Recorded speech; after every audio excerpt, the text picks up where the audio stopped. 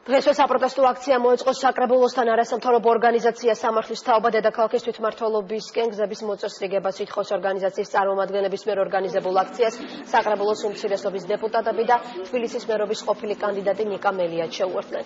ადგილზე შეკრებილებმა სიმბოლურად საკრებულოს წინ დაზიანებული გზის მონაკვეთი დააგეს და დედაქალაქის საკანონმდებლო ორგანოს ინფრასტრუქტურული პრობლემების მოგვარებისკენ მოუწოდეს.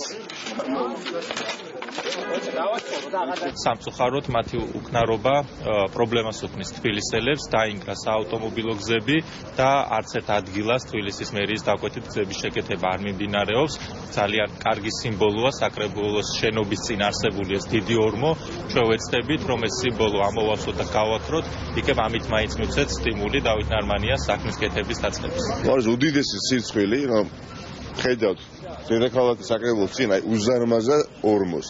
და ჩვენ სიმბოლურად ამ ორმოს ამოვავსებთ და ამით გვინდა გაუგზავნოთ გზავნილი დედაქალაქის მერიის ხელმძღვანელობა და საკრებულოს, რომ ნაცვლად იმისა, რომ იყვნენ დაკავებულნი თავიანთი ნათესავების დანიშვნით სამსახურში და პროფესიონალი კადრების გაყრით, მიხედონ გზებს.